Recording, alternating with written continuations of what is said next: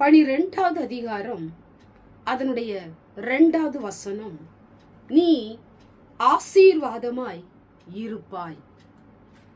கண்பான தேவ பிள்ளைகளே, ஆண்டவர் உங்களை பார்த்து சொல்லுகிற ஒரு வார்த்தை, நீ ஆசீர்வாதமாய் இருப்பாய். இன்னைக்கு நிறைய பேரை பழி வாங்குவாங்க, வீணான வார்த்தைகளினால பேசுவாங்க. அநேகருடைய வார்த்தைகள் இருதயத்தை குத்தி கிழிப்பது போல இருக்கும். அநேகருடைய வார்த்தைகள் இருதயத்துல காயத்தை ஏற்படுத்துகிற வார்த்தைகளா இருக்கும்.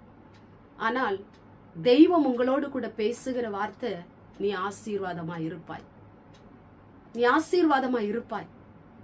நீங்க எப்பொழுதும் ஆசீர்வதிக்கப்பட்டவர்களா நீங்க இருப்பீங்க. நான் உன்னை ஆசீர்வதிக்க போறேன்.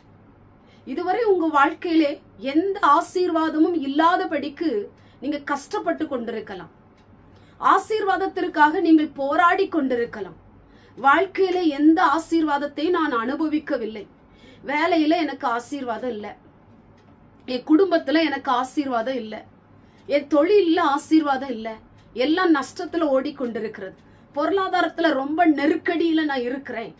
என் பிள்ளைகளுக்கு ஃபீஸ் கட்ட முடியல, வீட்டு வாடகை கட்ட முடியல, லோன் அடைக்க முடியல, இப்படி பல கஷ்டங்களை நான் சந்தித்து கொண்டு வருகிறேன்.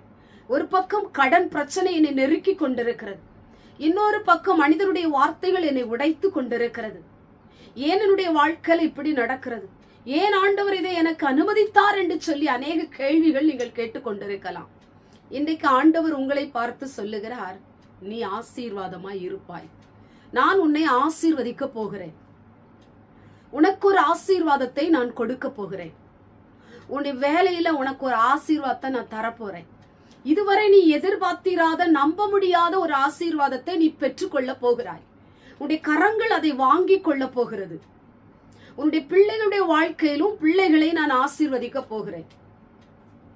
கஷ்டப்பட்டு கொண்டிருக்கிற உங்க வாழ்க்கை வளர்ந்த நிலைமைக்கு வரும்படியாக, ஒரு நல்ல முன்னேற்றத்துக்குள்ள கடந்து வரும்படியாக உன் வாழ்க்கையை நான் ஆசீர்வதிக்க போகிறேன்.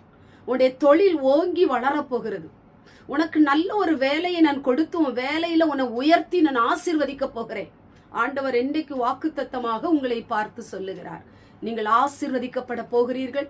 ஆசீர்வாதத்தை நீங்கள் சுதந்தரிக்க போகிறீர்கள். எல்லாவற்றிலும் ஒரு ஆசீர்வாதத்தை கர்த்தர் உங்களுக்கு தரப்போறாரு.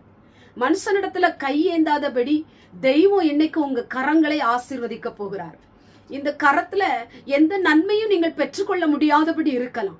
இது நன்மையை பெற்றுக்கொண்ட கரமாய் ஆண்டவர் உங்களை கர்த்தர் மாற்ற போகிறார்.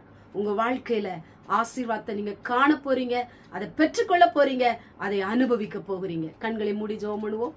எங்கள் பரிசுத்தமுள்ள நல்ல பிதாவே, கேட்டதான வசனத்தின் மூலமாய் நீ ஆசீர்வாதமாய் இருப்பாய் என்று வேதம் சொல்லப்பட்டது போல, ஆண்டவரே, உம்முடைய பிள்ளைகளுக்கு ஆண்டவர் கொடுத்த வார்த்தையின்படி, இந்த வார்த்தையின்படியே உங்களை நீர் ஆசீர்வதிக்க போகிற நல்ல தயவுக்காய் ஸ்தோத்திரம்.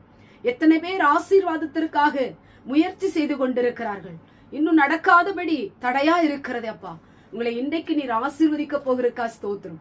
எந்த வேலையிலும் எந்த நிலைமையிலும் உங்க வாழ்க்கையை ஆசீர்வதித்து நல்ல முன்னேற்றத்துக்குள்ள கர்த்தர் கொண்டு போக போறதற்காய் ஸ்தோத்திரம்.